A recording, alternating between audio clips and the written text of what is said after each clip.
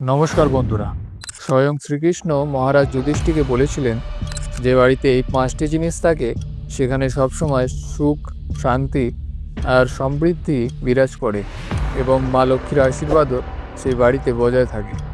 কিন্তু আশ্চর্যের বিষয় হলো, আজও অনেক মানুষ এই গুরুত্বপূর্ণ নিয়মগুলো জানেন না।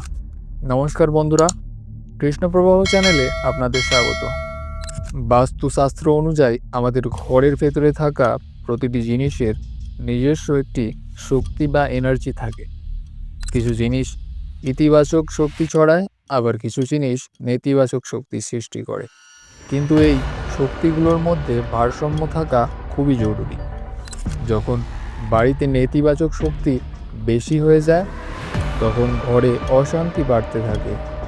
এর প্রভাব মানুষের মানসিক স্বাস্থ্যের ওপরও পড়ে।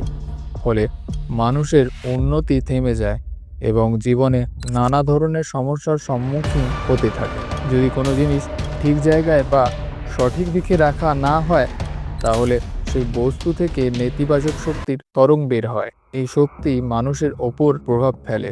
আধুনিক বিজ্ঞানও বলে যে প্রতিটি জিনিসের মধ্যেই কিছু না কিছু কম্পন বা ভাইব্রেশন থাকে, যা আশেপাশের পরিবেশকে প্রভাবিত করে। এই কারণেই প্রাচীনকালে আমাদের ঋষিমুনিরা এবং ভগবান অবতাররা যে নিয়মগুলো বলেছিলেন, সেগুলো অনেকটাই বৈজ্ঞানিক দৃষ্টিতে যথার্থ বলে মনে করা হয়। মহাভারত অনুযায়ী ভগবান শ্রীকৃষ্ণ মহারাজ যুধিষ্ঠিরকে 5টি এমন জিনিসের কথা বলেছেন, যেগুলো যদি বাড়িতে থাকে তাহলে ঘরে সুখ সমৃদ্ধি বজায় থাকে। পাশাপাশি ঘরে ইতিবাচক শক্তিরও প্রভাব বাড়ে, ফলে সেই বাড়ির বসবাসকারী মানুষের সব সময় আনন্দে থাকে এবং এমন বাড়িতে মা লক্ষ্মী ধনের রূপে বাস করতে পছন্দ করেন। চলুন জেনে নেওয়া যাক ভগবান শ্রীকৃষ্ণ মহারাজ যুধিষ্ঠিরকে ঠিক কোন বাস্তুর নিয়মগুলো বলেছিলেন। তবে তার আগে যদি এখনো আমাদের চ্যানেলটি সাবস্ক্রাইব না করে থাকেন, তাহলে এখনই সাবস্ক্রাইব করে দিন, যাতে এই ধরনের আধ্যাত্মিক ও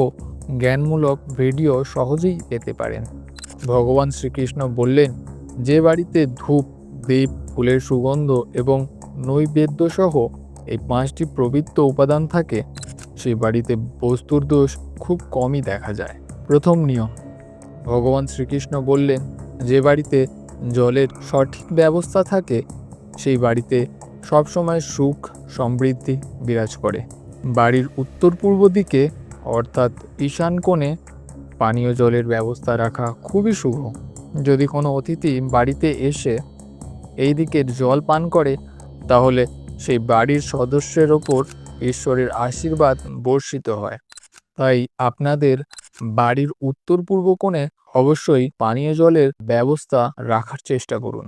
দ্বিতীয় নিয়ম, ভগবান শ্রীকৃষ্ণের মতে বাড়িতে চন্দন থাকা খুবই শুভ। আপনি বাড়ির মন্দিরে চন্দনের কাঠ, চন্দনের মালা অথবা চন্দনের ধূপ রাখতে পারেন।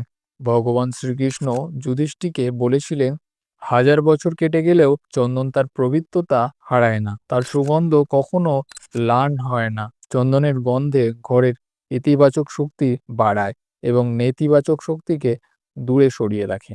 যে বাড়িতে সবসময় চন্দনের সুগন্ধ থাকে, সেখানে দেবদেবীর আশীর্বাদও বজায় থাকে।